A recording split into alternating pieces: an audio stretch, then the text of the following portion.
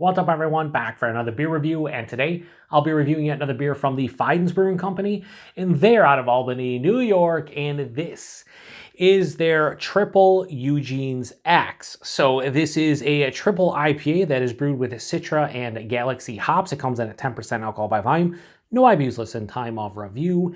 This can is approximately 1 month old. I want to give a huge thanks and shout out once again to a very good friend of mine and a fellow BeerTuber, Kyle, over at No Hype Beer Reviews for this beer. So big thanks to him. In the description box, I'll post a link to his channel. And listen, I've said all I can say about Kyle. Great dude, great content, go check him out. So Kyle and I met up recently, and he gave me 7 different Fidens beers, 6 of which I am reviewing on the channel, and this is one of them, and this is actually the last hop-forward beer I have from the haul. The last beer I have, period, is their Blending Dreams raspberry and lime variant, so I'll be reviewing that last. I wanted to get to all of the hop-forward beers before anything else, so here we are. Now, I have had the base Eugene's Axe. It was actually the first beer from Fidens that I reviewed on the channel. And I also had the Eugene's Axe with pineapple back in the summer, I think it was, of 2024. And Eugene's Axe, fantastic. I gave it a 4.35. Body and mouthfeel spectacular. The taste was really simplistic, but quite good. And then the pineapple version I liked a little bit more. It enhanced the beer, but it was a little bit overwhelming, but slightly better than the base. I think I gave it like a 4.4 or 4.45. So what do I think that this one's going to bring to the table?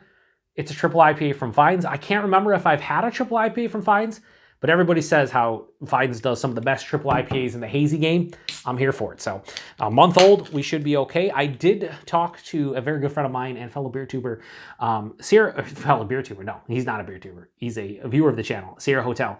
And he mentioned to me that he thinks that, you know, when it comes to like these big hazy triples, and certainly Fidens, once they start getting a little bit older, you know, like a month old, not super old or anything, they start to get a little bit of like malt creep to them, and he starts getting like orange marmalade vibes. So I'm going to kind of see if that happens with me, but we'll see. I don't know. I don't really have that happen to me too often, but I'm always curious to hear from folks who, you know, drink all kinds of good stuff and what they think about it. So I use this big glass today because I want to get in the vast majority of this, or did I pour it like an idiot? Oh, listen, you can give me shit for all the pours you want, but that was almost perfection.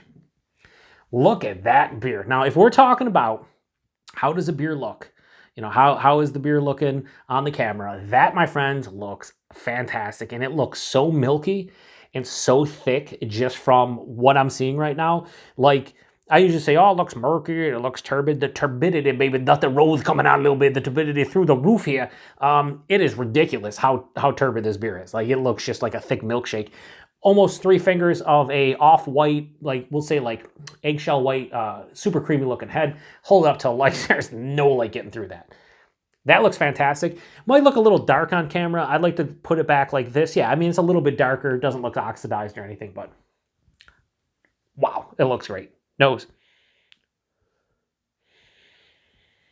So the one thing I said, and I went back to look a little bit at the Eugene's Axe, the original review, and I already forgot what I said in that, but one thing I do remember is I said it had a little bit of like this malty, slightly malty, like vanilla kind of twinge to it, and that's what I'm kind of getting here, a little bit of a malty vanilla. So maybe that's a malt creep that Sierra Hotel's talking about. I'm not getting like orange marmalade on the first ever beer.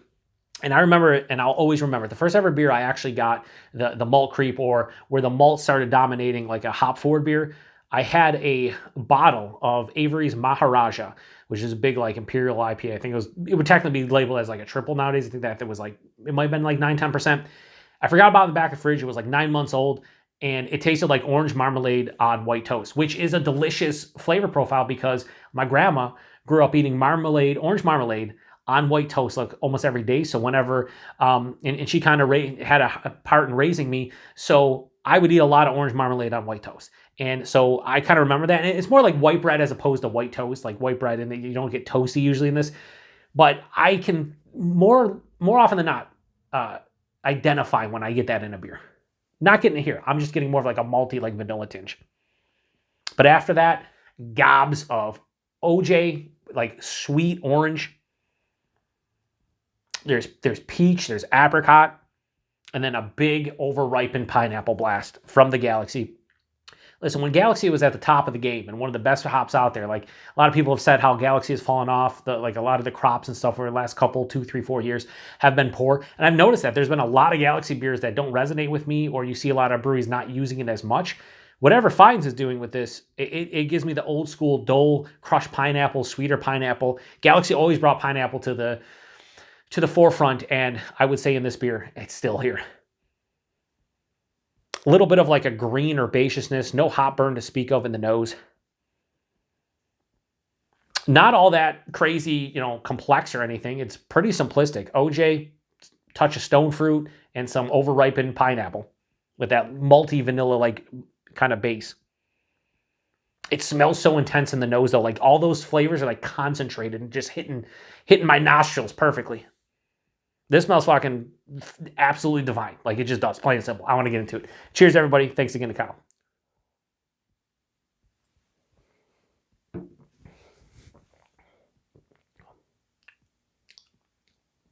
Yep. Where is the 10%? Why am I yelling? Why did I just yell? Like I looked at the can and I just yelled, where's the 10%? Like the can's going to respond to me and be like, oh, it's a can. It doesn't talk. What am I doing? What is this channel?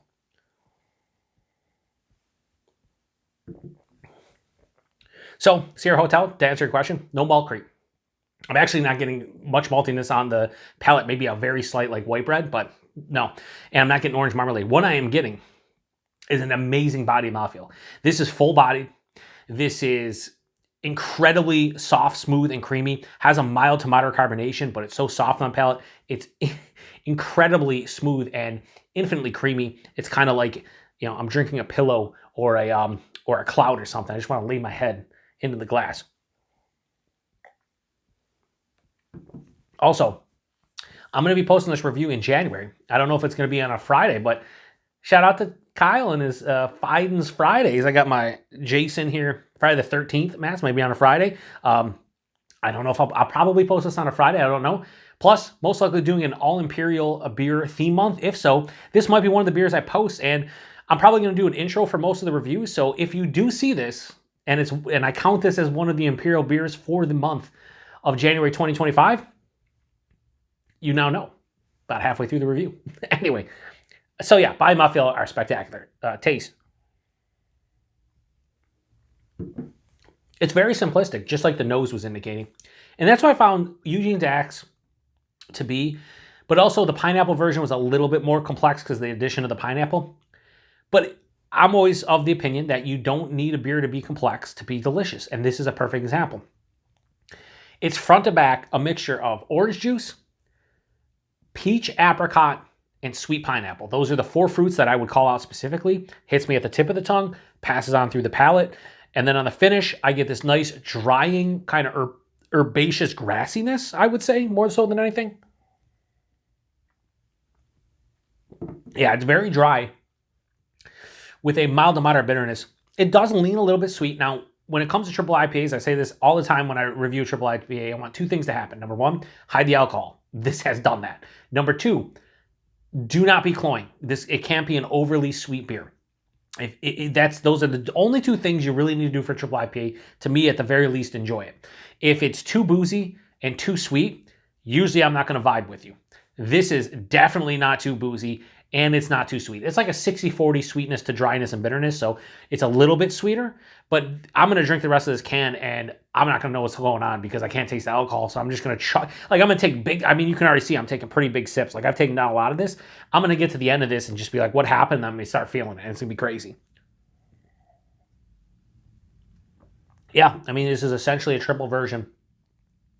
This is essentially a triple version of Eugene's Axe, and yeah, they hit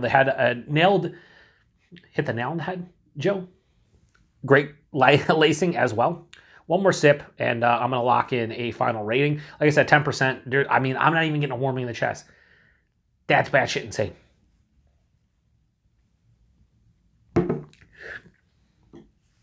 Oh, there's a little bit more. That's right. I didn't pour it all in. Let's see how the goop. All right, we'll take one more sip before I rate it because I want to see how the goop does here. This is great, and I love the label. I'm keeping this label. It might go behind me on the pretentious wall of bottles and cans. I don't think I have a Fidens beer up there anymore. I used to have the regular Eugene's Axe. I took it down. We might have to put this back in its place. No, so again, one of the more simplistic triple IPAs from a flavor standpoint, but the body, the mouthfeel, spectacular, hides the alcohol well. It's not cloying. Very great. I mean, I would dare I say great flavors on this one. This is an awesome triple IPA. Definitely better than Eugene's Ass. Is it better than Eugene's Ass? I couldn't tell you. That's not my decide. It's not something. It's better than Eugene's Axe. I hope you guys made it to the end here before I rate it. You just put down. You can't put down Eugene's Ass in the a lot of times at the end I'll be like, if you watch to the end, put down whatever. You can't put Eugene's Ass into the comment section because it'll probably be flagged by YouTube. But put down Eugene's Butt with 2 T's. For no other reason than know that you watch for the vast majority of the review. What the fuck is this? Like I said earlier, what is this channel? I couldn't tell you. It's supposedly a beer reviewing channel of some sort, but not really. So, triple Eugene's Axe. Definitely better than the base.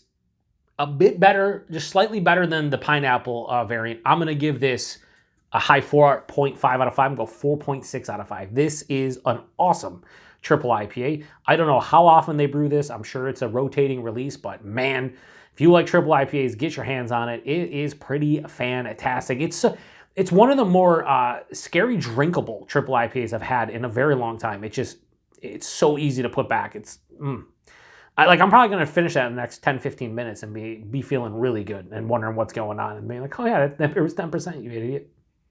All right, price point availability on their website, I think is $6.25 a can. So you're talking $25 a 4-pack for a triple IPA, 10%, that quality. I'm fine with it. The beauty about Fidens, though, and I really haven't said this in any of the reviews that I've done recently from the Kyle Hall, you can buy everything as an individual can. It's a novel concept. I wish more breweries could do that. Like when you come out with, so many breweries, like, yeah, I'll give you an example. I love Other Half. Like Other Half's one of my favorite breweries. If I could buy singles from them, I would buy singles all the time from them. If let's say they charged anywhere between $5 to $6.50 for a can of anything, I'd go to the brewery when they do releases and I'd buy a single or maybe a couple of each. At least do mixed 4-packs, but the fact that Fidens does singles, I love it. You're not committed to a 4-pack. Although a lot of people who buy Fidens, they trade them, they give them to friends. I get it, but like for me, I would love the single. A lot of breweries to release singles, and Fidens does so kudos to them. But $6.25 for that can, I'm fine with that for the quality and availability. As we talked about, it's Fidens. Got to go to the brewery. Got to know somebody. Secondary market, whole nine. They get drips and drabs occasionally. Like here in Buffalo, we'll have a couple bottle shops like once or twice a year. Go to Fidens, bring back some cans, resell them. It is what it is. But it's definitely a harder brewery to get your hands on. But they're worth it. They're one of the few, I think, like hype breweries where I'd say seek them out if you like hazy beers. They do them extremely well. And all of them this time around have been pretty damn good. This is one of my favorites of the ones I've had. It's just extremely well done and good. So I am going to shut this one down. Huge thanks to Kyle for this beer. If you've had this one before, any of the Eugene's Axe variants, the base, whatever, post in the comment section. Let me know what you thought about it. Go check out Kyle's channel. He does Fidens Friday, as I mentioned earlier in this review. Every Friday, I shouldn't say every Friday, but most Fridays he does a Fidens review, and he doesn't live far from the brewery, so he gets his hands on their stuff regularly, and he does a great job with them. And they're like 1/3 of the length that my reviews typically are. So if you want a quick review and not have to, sit through somebody just stumbling over their words and saying stuff like Eugene's ass in a review and making up words and stuff, then go check out Kyle because he's much more efficient than I am. Anyway, shutting this one down. Appreciate it. To the next one. Cheers.